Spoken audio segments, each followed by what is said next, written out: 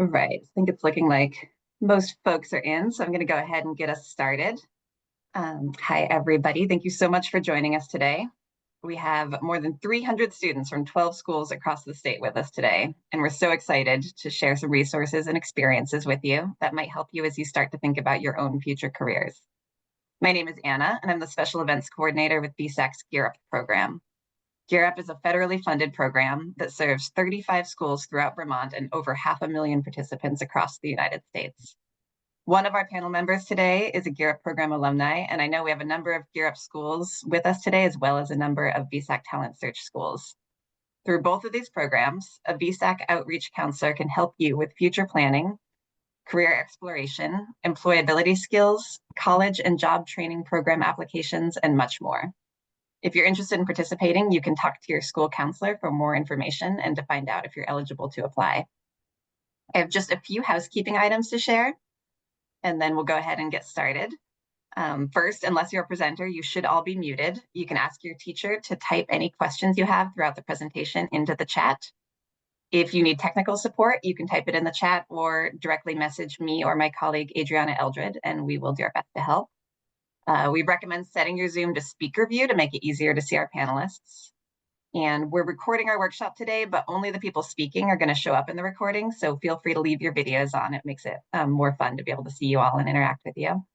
And we will share the recording with you and post it on our website after today's event if you want to go back and watch it or share it with anyone. And with that, I'm going to go ahead and hand it off to our moderator, Kathi Terami from Careers CLiC, to get us started.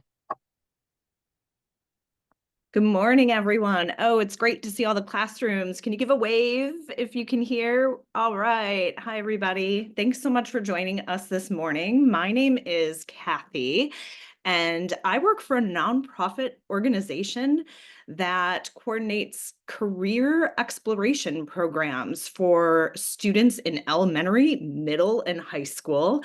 Middle school is a lot of fun to work with because this is when you can start thinking about some of the things you might be interested in doing, especially as you're getting ready to move into high school. When I was in middle school, I wanted to be a chef. And not just any chef. I wanted to be a chef in a Chinese restaurant. I did not end up doing that, but I love cooking and I still do that a lot. But I ended up working for a nonprofit that spends a lot of times with students, and I love doing that. So we will hear from different people today about what they're doing right now, and we'll also hear a little bit about their aspirations when they were in school like you are now. So to start things off this morning, we are going to have Matt Barewicz from the Vermont Department of Labor tell us a little bit about labor market information. Before we have Matt come on, we're just going to remind everyone that if any questions come up, you can ask an adult in the room, a teacher, whoever has access to the computer. They can type those questions into the chat, and people who are presenting today can answer some of those. And if we don't get to your questions during this event, we will have them answered and sent out to your teachers after. So go ahead, flood the chat with questions if you have them, and we'll either answer them during the event or after. So we welcome that from you. All right, Matt, are you ready? I am, Kathi. Thank you so much. Good morning, everybody. I'm in Montpelier and the train is going by, so maybe our friends in Duxbury, you're going to get the train noises pretty soon as it's heading north. I'm going to share my screen and just go through a quick slide deck here, just to kind of kick off today's event. Here we are, November 2024. I'm sure you're all looking forward to a little bit of a break coming up. So who I am, I have to do a little housekeeping here. As Kathi said, my name is Matt Barewicz. I am an economist for the Vermont Department of Labor. My division, though we are state employees, is about 100% federally funded, predominantly by the Employment and Training Administration, but also the Bureau of Labor Statistics. And I'll bring this slide back in a second, but I needed to do a little housekeeping here. So one of the things our federal partners does is give us money to have a website. And our website is Hey, Matt. Yes. I'm going to interrupt you. Can you turn your audio on and off? We're having some people say that the audio is choppy. We're hearing some static, and I didn't hear that before. How about now? I'll do a test and see, is that better? That worked. How about classes? Thumbs up if that sounds better. For Okay, Matt. I got a thumbs Okay. up from Yep. Hazen. Thank you, Yep. Hazen. All right, you sound good now. Thank you. Sorry about Okay. that. Yeah, technology. It's great that we're all able to be here together. And so this makes it possible, but also appreciate that feedback, Kathi. And I do have dual screens going. So if people have thoughts or questions, please bring those up. So as I was saying, my federal partners give us money for a website, vtlmi.info. And on this website, you can actually do career exploration, where you pull up videos, and we'll talk a little bit about that. We have a link to an electronic version of Vermont's most promising jobs. And hopefully many of you already have this brochure in your hands, and we'll be talking about that today. And I really just appreciate everyone being here today, being curious about jobs, being curious about education. What we're really talking about is trying to give you information to help you make the best decisions for yourself. Only you know you and what you like and what you don't like. And that's some of what we're going to be talking about today, is trying to get you to tap into your inner voice so that you can find the best way forward for yourself. Because that's really what economics is about. As an economist, my job actually is to provide information to help people make decisions. So whatever that decision could be, like, if you think about a decision you had to make today, what should I wear to school today? Well, sometimes you might want to get some information to help you make that decision. Like, let's take a look at the weather, or think about what your classes are for that day. Oh, I need some good movement clothes, or whatever that might be. So there's lots of ways that information can help you make decisions. And Kathi mentioned labor market information. That's a big, long, fancy title for data. We collect a lot of data on the Vermont economy about jobs and wages, and we help share that so that people can make informed decisions about their education and their jobs. And one of the ways we've been doing this, well, let me just tell you quickly how it all began. I'm actually from Vermont. I'm from Essex. And, did I know, and I started off in a grocery store. That was my first job in high school. I worked in a grocery store, but hey, that doesn't look like me at all, does it? And thanks to Kathi prompting me, I actually went back to my yearbook and found a picture of me in the yearbook. There was a section on what students do for work. This is me at my grocery store job. And this is how I all got started. It was so much fun. And one of the things I learned at working at a grocery store was that I was pretty good with numbers. Grocery stores use codes, particularly in that time it was for fruit, because fruit is sold by the weight, and you needed to know the weight or the code so that you could get the proper weight and price. And so I learned quickly that numbers were something I really enjoyed working with. And this is kind of how my pathway forward came. Did I always want to work in a grocery store? No, but I learned so much, and that helped me move forward in my career. The second job I had, and I had this all through college, I went to the University of Vermont where I studied economics, but I needed a job to help pay for that. So I worked in a mailroom, and I sorted mail. And you could say, well, those are totally unrelated to a grocery store and a mailroom. Actually, there's a lot of numbers in a mailroom because you need to know zip codes, right? So at one point in time, I pretty much knew every zip code in Vermont. I'm pretty rusty at this point. I haven't worked in the mailroom in a long time, but I did see Winooski's here, 05404. That's an easy one. I mentioned, Crosset Brook is here, which is part of Waterbury, 05676. We have a lot of friends in Barton and Troy. Those are all going to start with 058, but there's a lot of multiple zip codes that overlap there. So numbers is just something I really enjoy, whether it's rolling dice or playing cards or games, any way that you can kind of come up with combinations of things that just really excites me. So where did I know where I was going all through this? No. I didn't even know there was a job called an economist. I was even studying economics. So I didn't even really know that people actually became economists. I just became really interested in the topic, and I just kept pursuing it because I was interested in it and I enjoyed the work, and I developed some skills in it, and I just kept going forward. And that's really what this is all about. We're just trying to help you, steer you in the right direction to figure out what that might be for yourself. But through those jobs I had as a grocery store employee, working in a mailroom, I learned a couple of key things that are always going to be helpful for you.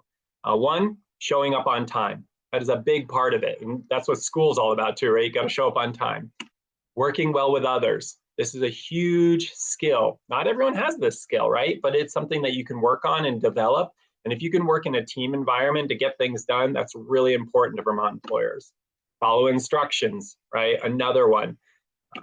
And right now, I have some instructions for you. We're going to use this brochure to play a game, kind of like a would you rather. Choose option A or choose option B. And I can see some of you are maybe scrolling through my screen here, so I want to see some hands on choosing option A or B. We got the brochure.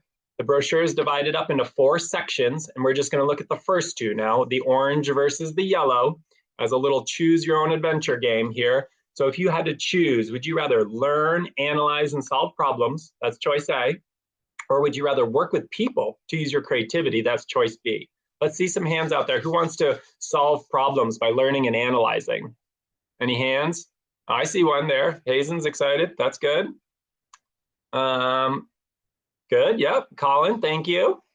How about people who want to work with people and use your creativity? Is that something you're interested in? Okay. So these are really general words, but we can also like break it down into occupations of like, you know, if you had to choose right now, would you rather be a nurse or a teacher? What do you think you'd rather choose? Who wants to be a nurse? Had to choose. That's what makes the would you rather game fun. You have to choose one. Nurse. Okay. Yep. Teacher. Who wants to do teacher? Any with teachers, future teachers? These 2 are highlighted because they're the 2 largest for those 2 groups. But you could also do a couple of different examples. Software developer versus photographer. Very different, right? One's, you know, working with computers, and photography does use a lot of computers, but it's that creativity aspect that's not captured. Who wants to do software developing? Anyone? I see a hand there. And photographer? Yeah, whoa. I saw a whole class's hands just go up for that one. That's a lot of fun. All right, next one. We're going to now look at the purple versus the green here. One is work with your hands to build and fix things. And the other one is work with organized, detailed information. That's like a lot of data. And we'll talk about some examples. But who thinks initially they want to work with their hands and build and fix? Okay. Yep, there's no wrong answers here. All this is just little signals to you of what you might be interested in. How about organized, detailed information, that type of thing? That was definitely more me, right? Working in the mail room, working with zip codes and things. So from the occupational standpoint, we're talking about a carpenter. Would you rather build something? Or a bookkeeper? Run the numbers on an organization. I see Winooski's got some hands up for some carpenters. Any other carpenters? Yep. How about bookkeepers? Anyone want to be a bookkeeper? What's cool about both of these jobs too, once you get the skills to do these, how about you open up your own company? How about you start hiring your friends to take on some work, right? You can run your own company being a carpenter, fixing things, building things. You can be your own boss if you're a bookkeeper, choosing your clients. Another example here, plumber versus lawyer. Who wants to be a plumber? Very important work. Registered apprenticeship. People will pay you to go to school to learn how to do this. Plumbers, okay, I see some hands. How about lawyer? People prefer to be a lawyer? Oh, wow. Yeah, Crossenbrooks got some future lawyers maybe. And again, no wrong answers. All we're trying to do is just try and tap into that inner voice of what sounds okay to you right now. And if we can head you in that right direction, we're going to be in a good space. So thank you again for being open, honest, asking questions, just thinking about what you might like to do for your education and training, and knowing that Vermont always has excellent opportunities here. And we're always here to help with the Vermont Department of Labor as you need it. So thank you so much. Thank you, Matt. Before you turn your microphone off, pop quiz. I live in Tunbridge. What's the zip code here?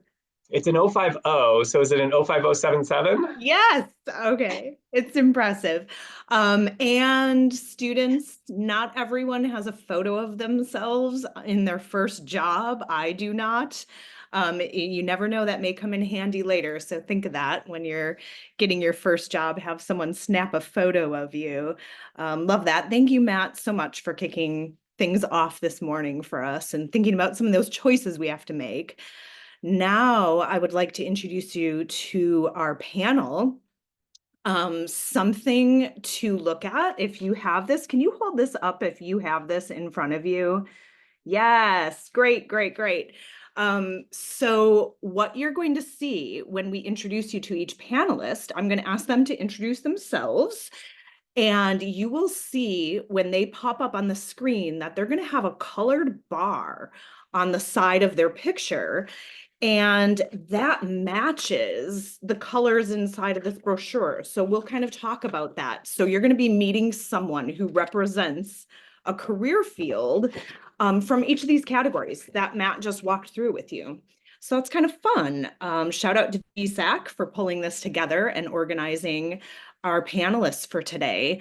So we are going to start by asking each panelist to tell us a little bit about yourself. And if you can, dig back to middle school if you can, and tell us about a career aspiration you might have had in middle school, and then tell us about what you're doing today. So for work. So introduce yourself, tell us your name, what your career aspiration was when you were younger, and what you're doing today. So we will start with Brian. If you want to unmute yourself and let us know. And Brian is in this first category here inside your brochure. Great. Hey, nice to see all you guys here. Thanks so much for coming. So my name is Brian Kelley, and I am a nurse, and specifically, I'm a school nurse. I'm a school nurse in an elementary school, and I've been a nurse for about 25 years or so. I never thought in a million years that I would be a school nurse. When I was in middle school, I hoped and dreamed that I would be in the NBA. I'd be the next Kobe Bryant or LeBron James. Unfortunately, sometimes your plans don't go the way you want them to.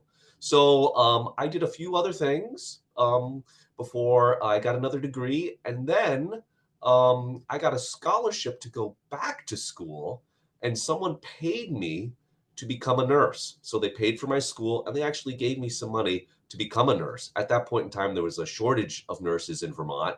And I was like, this is a great deal. I'm going to get a great career. They're going to pay me to do this, and they're going to pay for my school. How can I not do it? So that's kind of how I have become a nurse. And I'm lucky. Nursing is a great career to be in.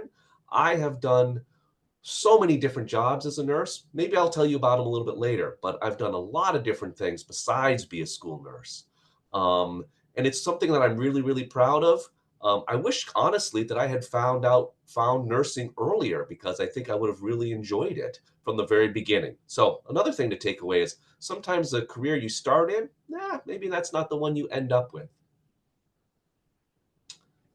Great. Thank you so much, Brian. I'm hearing a little bit of a theme this morning about ending up in jobs we didn't really think we would or necessarily know a lot about. So, all right, we will go to Tyler next, and Tyler is in the next colored section, the yellow section. Good morning, everyone. My name is Tyler Bracey. I'm originally from St. Albans, Vermont, and I attended the St. Albans Town School. And whenever I was younger, I was such a creative kid. I was always doodling. I was like on my homework or notes, sorry teachers, I was doodling on there. So I always thought of myself being an artistic kid, wanting to do something in the field of the arts. So I went right into Johnson State College to study art therapy. But that was around the COVID time. COVID happened, so I decided to take a break, and that actually allowed me to give myself a chance to really explore what I wanted to do for a career. I went back to working at a grocery store like Matt, and did not like that during COVID. So I actually ended up in a childcare center, and that was nowhere in my mind when I was thinking about work. And I actually found my passion, and it's actually a lot of fun. I took advantage of the free early childhood education program through CCV. And I'm actually on my last class of the semester for my degree. I'm almost there, and I'm super excited. And I have just found my passion, and I just have never thought, that's another going along with the trend. I never thought I'd be with kids, but I absolutely love it. It always keeps me on my toes. It's a great time, and we always have fun. Great. Thank you so much, Tyler. All right. Next, we have Allie. Introduce yourself. Allie is in the blue section. Good morning, everyone. So happy to be here with all of you guys today. My name is Senior Airman Allie Banke. I am in the Vermont National Guard. I am a crew chief. So that means that I get to fix and diagnose and do everything involving the F-35.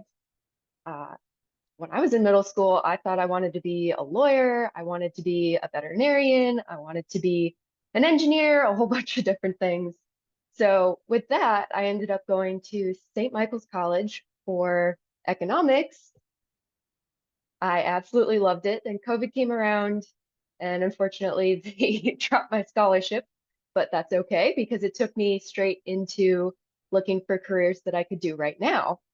I waited about a year and then went to training for about 6 months to learn how to crew F-35 aircraft. I love it. I get to work in a team.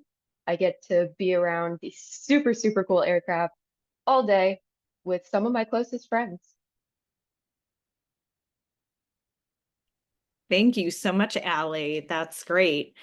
All right. Our fourth and last panelist for this morning is Zeynep, and you will find the green bar on the side of her picture. So we're in this last section here. Hi, everybody. Thank you for joining. My name is Zeynep, and I currently do marketing for a bank. When I was in middle school, I would say I would wanted to be a cook or a teacher or an artist. Like I didn't really know what I wanted to do. I went into high school, still not sure what I wanted to do, but I was really passionate about working with kids. So I was like, oh, I should be a teacher. I took some classes and then did some student teaching and realized that that was not for me. I loved working with kids, but that just wasn't satisfying what I wanted to do. So I switched majors and started doing some art later on, and then realized that that wasn't for me either. And later on, I decided to switch to marketing because it has the creativity, you get to work with people. And then I landed my first job at Vermont Federal Credit Union as an admin assistant, which is still not what I was doing currently. And then I realized that to get what you want, it takes lots of time. You have to be really patient. You have to try different things until you find something that you really like. And now I work with a group of great people and I love what I do.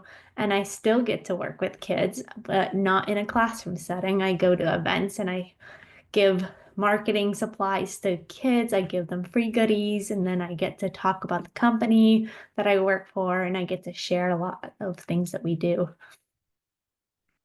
Thanks, Zeynep. That's some good advice too about taking time.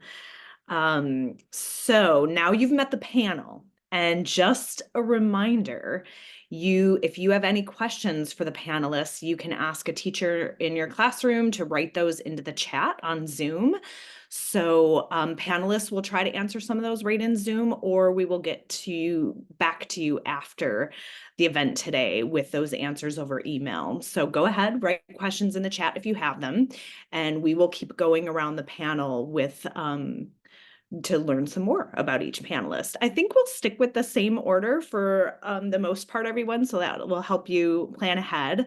I'm going to go on to the next question that I have for you, which is thinking about, you just told us a little bit about your career aspirations in middle school and how that changed over time. Thinking about what middle school students are learning in school right now. There's math and social studies and language arts and science and electives, all sorts of things that students are learning. Is there anything in your job today that you use on the job that is related to some of those school subjects? Anything that you use today? So think about that, and we'll start with Brian. Brian, would you be able to answer that question? Yeah, that's a great question. And as a nurse, you have to use a whole bunch of things that I learned in middle school and high school. I did not like math at all when I was in middle school and high school, but I learned enough that I was like, I felt confident with it. And as a nurse, you had to use a little bit of math and a little bit of science here and there. But one of the things that I really learned in middle school and in high school, which has helped me to be a good nurse, I believe, is really how to interact with people. The science and the math stuff is kind of sort of memorization, and anybody can kind of memorize that stuff. But working well with people, so you're dealing, as a nurse, you're dealing with people who are kind of, they're in a tough place and they really need help and they really need compassion. And I remember taking a class it was actually a class in high school. It was kind of like a history social science class where we had to think about the perspective of other people, not ourselves, but of other people. And I find that class to be really, really helpful to think beyond myself and kind of think how other people might be feeling in the moment. And although you would think math and science are really important, right, for nurses, and they are very, very important because you need to know how to give medicines and do all those things. Working well and having empathy and understanding other people and their perspectives, I think is one of the best things I ever learned in high school, to be a nurse. Thank you so much, Brian. Tyler. Yeah, so I actually touch in on a lot of different aspects as a preschool teacher. It's definitely a lot more dialed back for the kiddos that I work with, but it's still using that problem-solving thinking, those social interaction skills, the problem-solving. But if I'm thinking back to something that I didn't know that I was going to get myself into with this career path, is the health aspect of it all, and needing to remember back to my health class days of needing to know different terminology, needing to know signs for different illnesses, signs for just all sorts of kinds of things to help the kiddos succeed in the everyday classroom. And yeah, I think a lot of the extracurriculars of like your music class and your art classes, like I said, I really wanted to be an art driven kind of person in my career path. And I think I found a pretty great home for myself and a great career path, and also diving into those little creative moments, being able to sit down with my preschoolers and get them active into engaging and learning at Circle with singing songs, or creating a really fun outdoor art exhibit fun time. Just, I feel like preschool, it's a lot of diving back into my roots of when I was a kid and what really made me happy and warm inside at school. And I'm able to reflect that into my classroom and my curriculum that I'm doing with my kiddos. So I'd say all those kinds of classes. Love that, Tyler. Thank you. Allie.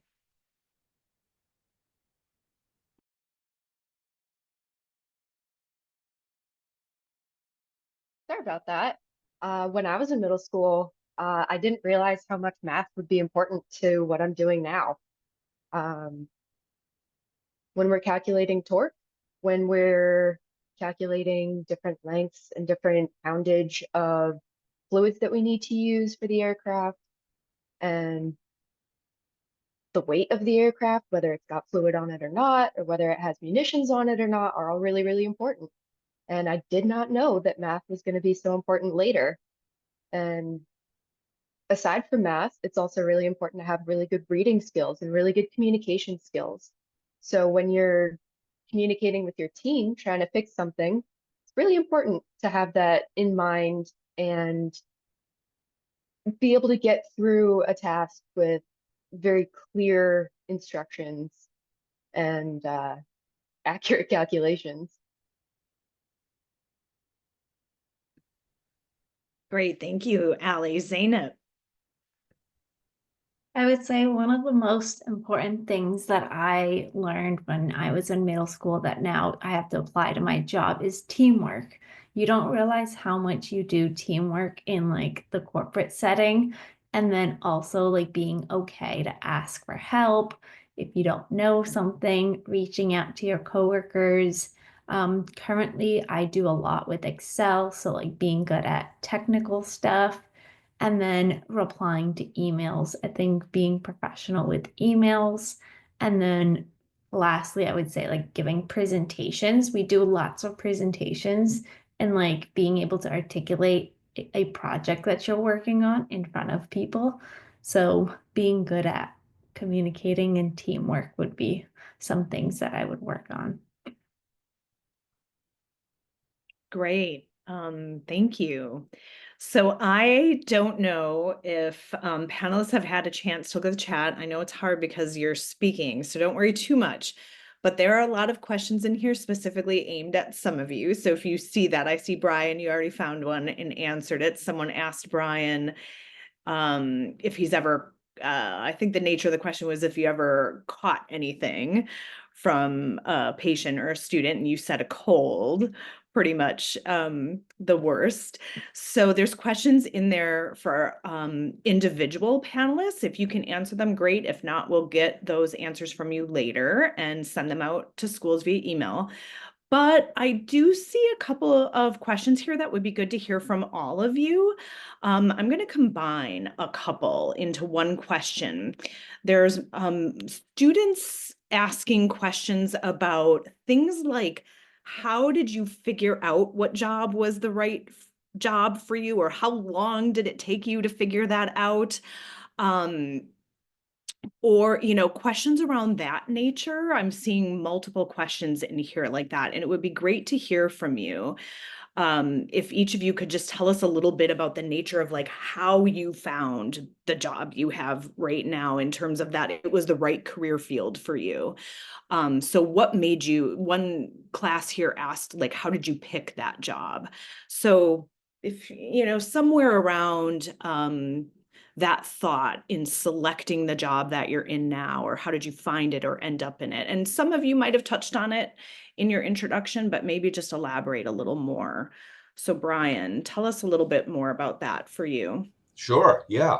I think I mentioned in my introduction that being a nurse wasn't my first choice. It took me a long time to actually figure that out. My first degree was actually in education, and I worked for colleges and universities doing student activities and student programming for a little while. So that was like working, putting on events and concerts and things like that. And how did I find nursing? That's a great question. I don't know if I found nursing or if nursing found me. And what I mean by that is, I was living in Vermont and I was trying to find a job that was going to pay me well, that I could have pretty much anywhere in Vermont or really anywhere in the world. And I was looking around and it was like, well, you know what? I like working with people. I'm good with science. I kind of been interested in, the human body and how it functions and stuff like that. And then I got this scholarship and it was like, wow, that makes perfect sense. I'm going to go down this road. And even at the time, I wasn't 100% sure if this was the right road for me.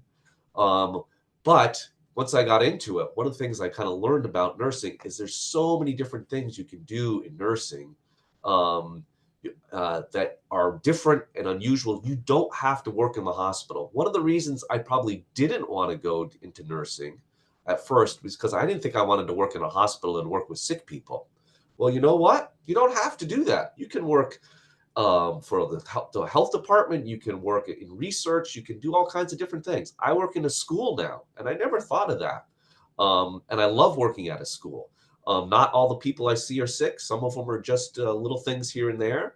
So that's kind of how I got into it. So kind of answer your question, it took me a long, long time to figure that out. And I did a lot of other different things. And I think that's absolutely okay for you to not know right away and for you to try different things. Trying different things is really one of the only ways that you'll know whether you like it. So when I tried other things, and then, like I said, I think nursing actually found me. I don't know if I found nursing. So. Great. Thank you, Brian. Tyler, do you have any thoughts on that? I know you're a little earlier in your career than Brian, just hearing about those, like, how long did it take or how did you find it? But can you tell us a little bit more about like how you knew that was the right fit for you or how you found that? Yeah, I think I'm on the same track as Brian, as I think this job found me. I really think that jumping right into college right after your education in high school, it can be something great for some people who kind of have a family business going on, or you have a line of this work and you just want to do the same stuff. But I mean, for someone who's not really sure, it's a good time to just kind of take a second to check. And I wish that I did that right after school, but I know we hated COVID, but I'm so glad that I was able to take that second to really evaluate what I was going to do. I took a year off, and within that year, I jumped around from working at a grocery store. I worked at the Ben & Jerry's factory in St. Albans. didn't like that. And then I was actually asked by a friend of mine, hey, we're looking for workers. It's really hard for us to find people to work in this field. Do you think that you could try it out? And I'm like, oh, sure. I want to get out of this factory. So I went in and like I said before, I just found a passion in it right away. And since there was that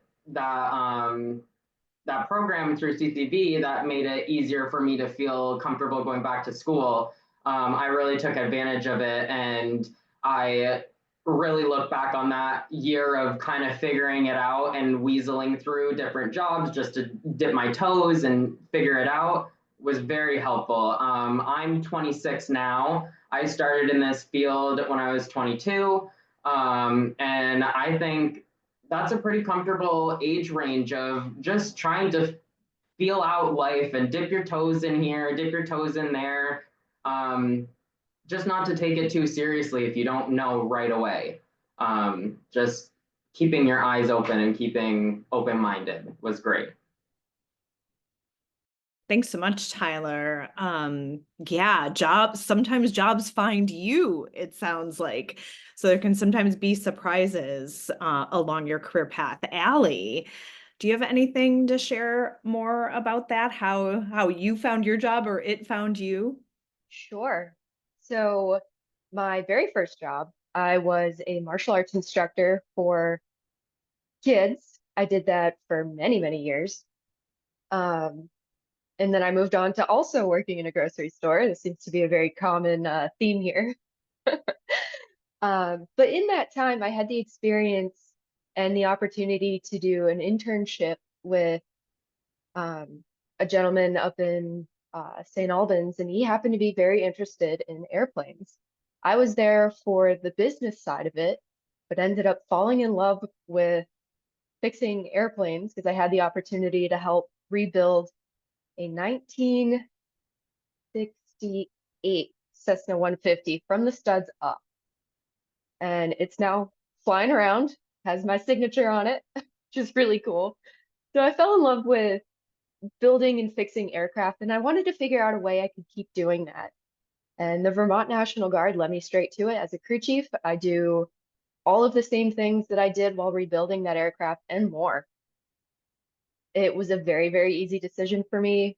And I could take this to the private sector. I could take it to any type of airport. I could go to Boeing, I could go to Lockheed. And that's specifically if I wanted to do exactly aircraft fixing. If I wanted to change it up a little bit and go somewhere else, my teamwork skills and my tool skills can take me just about anywhere in the mechanic world. Could work on cars, planes, trucks, trains, anything you could think of. Thank you, Allie. Zeynep, how about you in finding the right job for yourself? So like I had said earlier, when I was in college, I did education originally, and then I switched to art. And then lastly, I decided that I was going to go into marketing. When I selected marketing as my major, I didn't really know what that was, but I decided to go for it anyways because I realized that education wasn't for me and art wasn't for me. But I really liked working with people and I loved the creativity in marketing. And I love social media and posting on social media, and marketing has all of that.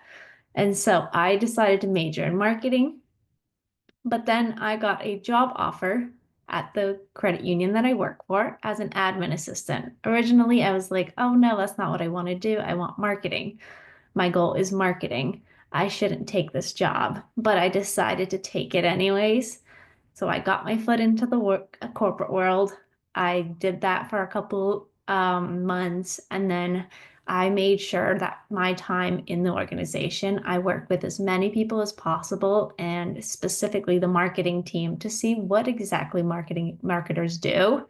And I really liked a specific role.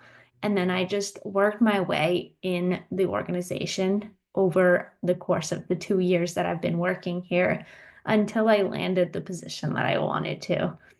So for me, it was a journey, but it takes time. I think being able to step into a role, even if it's not what you want, is a good way to see what parts of it you like and what parts of it you don't like, and then moving around based off of that. Great, thank you so much. It's good to hear a little bit more about that. Students are definitely interested in that today. Hey, Matt, I don't need to put you on the spot, but if you're willing, there are a lot of questions coming in the chat. I see you're answering some of them. Thank you so much. But about things like money, like highest paid job and what kind of training you need. Do you have anything to say in general beyond what you shared earlier about how students can get some of those answers and find some of those things out, especially if it's about a specific job that they might be interested in? Sure, that's a great question. I have seen those questions. I have tried to answer them. And a lot of it, when you think about money and how much you're going to be paid, think about it in terms of what kind of skills you can bring to the table.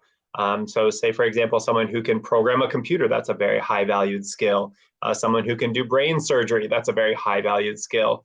Someone asked about the lowest paying job, and I looked it up while I was online, or I researched it while we were in this chat and came up with ticket takers. Basically, think about the skill necessary to stand at that box in the movie theater when they hand you the ticket and you rip it and you just say theater 2.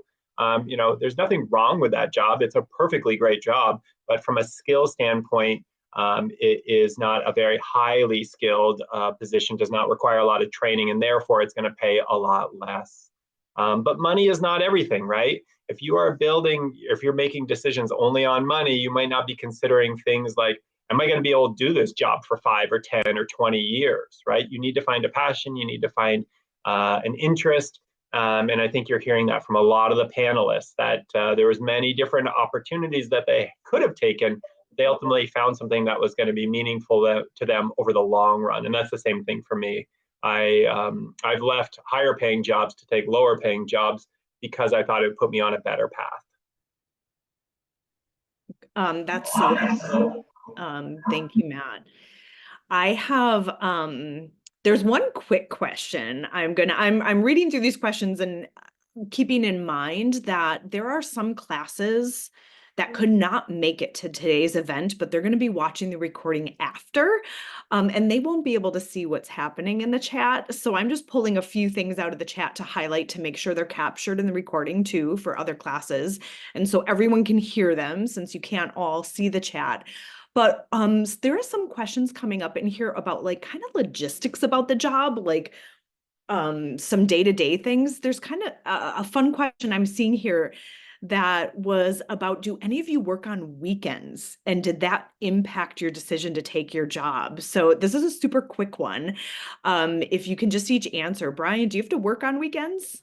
So yeah, that's a great question. And so most nurses have to work on weekends. You work in a hospital, you're probably going to work on weekends, and you have to work 2 out of the 3 big holidays, Thanksgiving, Christmas, New Year's.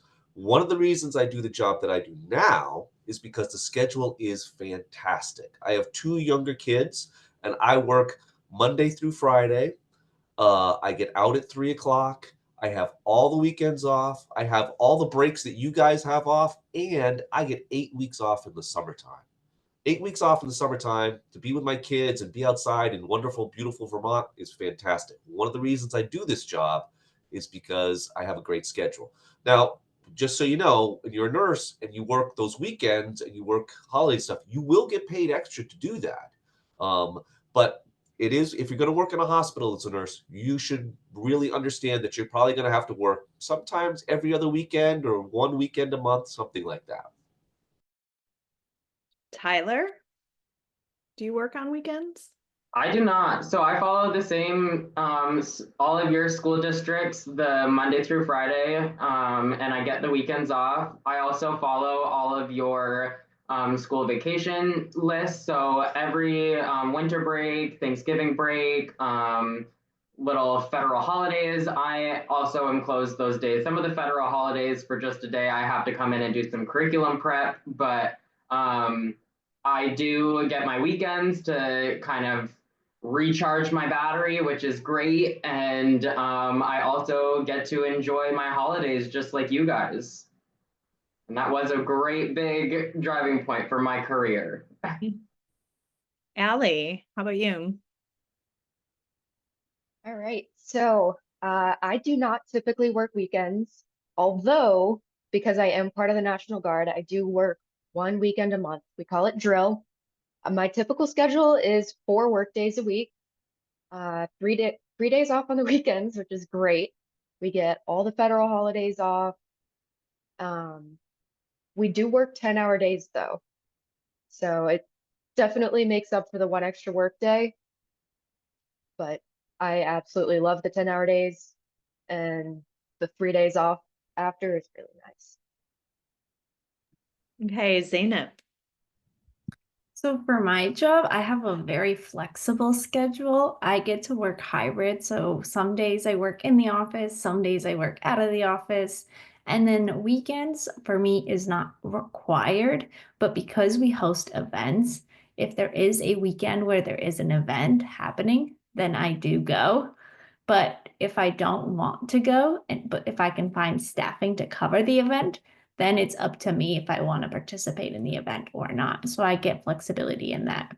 And if I do go to an event and I've worked extra hours, and on another day of the week, if I want to work less, I can comp my hours and leave early because I attended an event on a different day. So I got pretty much a good flexibility in my schedule.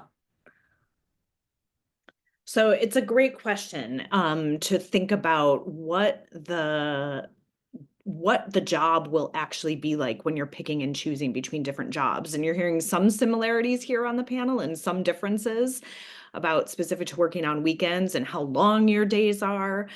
So it's a good thing. It's a good thing to be asking and thinking about when you're playing Matt's game of would you rather? Would you rather do this or that? Those are the kinds of differences that you need to compare to each other, not just the money. And some of you asked questions about like how much training does it take, or does it take college or not take college? Those are all things you can find out as you're exploring different careers. I have another question for the panel, and I'm going to kind of combine two that I'm seeing here in the chat again, so we can get to as many questions as we can. We have some questions asking about communication, like how do you communicate with others, and about interacting with people, whether or not you work with people. And I know, like Zeynep, I heard you mention teamwork before, but if each of you could reflect on your job, how much do you interact with other people and how do you communicate? Like what communication skills do you need to do your job? So Brian, can you tell us more about that? Sure. Yeah, it's a great question. It's something you should all be thinking about. In my job, I have to communicate with people all day long, and I'm kind of an introvert, and so sometimes that can be a little bit of challenge for me. I am really independent in my work, so I get to decide most of the time, I get to decide when and how I want to communicate with people. Do I call them on the phone? Do I send them an email? Stuff like that. Do I go up and see the teacher in the room or whatever? But it's not always like that. I have kids coming into the health office all day long, and so they just come to me, and I need to be able to communicate with them whether they're crying or whether they're just coming here to ask questions and stuff like that. So, I think my job, communication is so vitally important, and I need to be able to do it on the level that the person is that I'm working with that needs it, if that makes sense. I need to be able to do it on many different levels, whether I'm talking to a parent on a phone, talking to them, or whether I'm emailing someone from another school, or whether it's somebody who's coming into my health office and they're in tears and crying. So it's really, really important. And I think that I practiced it a little bit to get better at it over time. I've definitely gotten better at it. I wasn't great at it when I first started, but I've gotten better at it.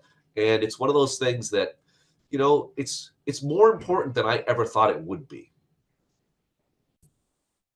We hear that a lot. Thank you, Brian. Tyler. My job is actually the same. I have a lot of day-to-day communication, whether that be with families through our emailing program. We also have to, we work with children all day, and I have to get on their level. I have to talk in in words and phrases that they will understand, and will be able to help them manage their own bodies and help them navigate the world as a little person. And we also do a lot of communication through a app called Lilo, and this is where we do our daily sheets, where we are entering photos of kids, where I am also the curriculum director as well as the lead preschool teacher here, and we enter in all of our curriculum in there. So that's a lot of building different activities and putting in the different milestones, all this stuff, putting it in there and sending that away to the family so that they know that their kids are engaging and learning and having fun at school. So there's plenty to talk about at my job.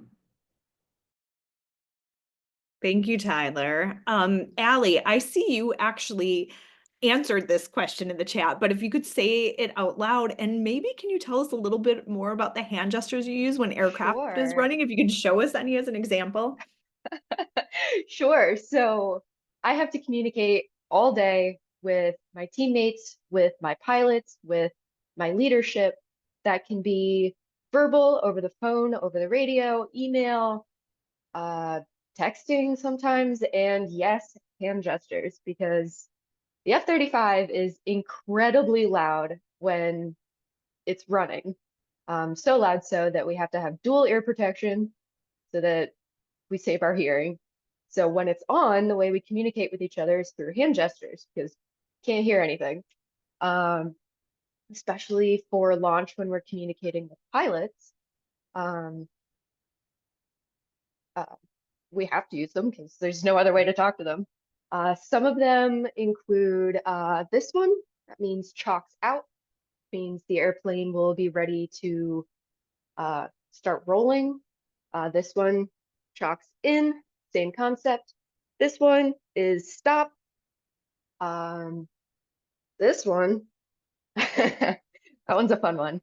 That is to tell the aircraft, well, tell the pilot to send the aircraft through a vehicle systems built-in test, which tests all of the batteries, all of the flight components. So it'll move the ailerons and all of the other parts of the airplane that move in flight, like the rudders. And it keeps, there's more than that, of course, but those are some of the basics that keep everybody safe on the flight line. That's great. Thank you, Allie. Zeynep. So in my role, there's lots of communication that happens over email. I have to make lots of emailings back and forth with vendors for supply order. And then in terms of team, we have lots of like set date meetings. So on like Tuesdays and Thursdays, my team meets regularly, same time, all in the same conference room. But besides that, like I have lots of meetings scheduled. So we use Zoom, we use Teams, and then we use our cell phones to text if somebody has something urgent or wants to communicate something directly. Otherwise, we're in the office and people come up and ask for things all the time face to face. Great, thank you. I see that we are coming up on the end of our hour. I am looking through the questions in the chat. I see lots of answers coming in there. We're going to compile those questions and answers, and VSAC will get them out to all participating schools. I want to, just a couple of things for students to think about. We'd love to hear in the chat if you have any last questions before we break.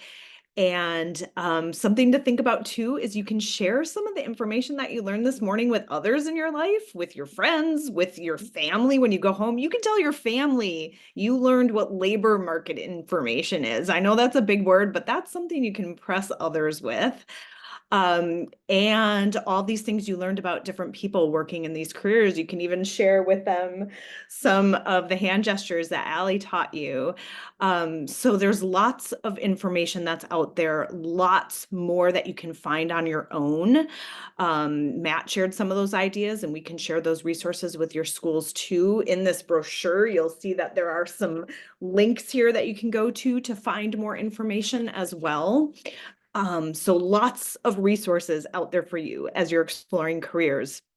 If students, you could give a round of applause to our panelists today and for VSAC for hosting. Yay!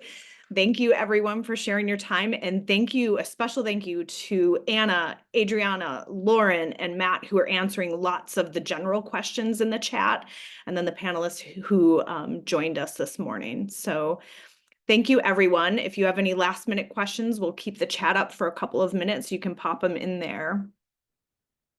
And Anna, I don't know if there's anything more you want to say before school's break. No, thank you all for joining us. We will be saving this recording and adding it to our website. We'll also be mailing it to, or emailing the link to all of you in case you want to share it out with anyone who wasn't able to attend or rewatch any of it. And we'll be working on getting answers to some of the questions that came in through the chat that we didn't get answers to today, and putting it all into a document that we'll email out to you all as well. So thanks again for joining us. We're excited to continue supporting you all in your career journeys. Thanks, students. It was fun having you this morning. You asked great questions.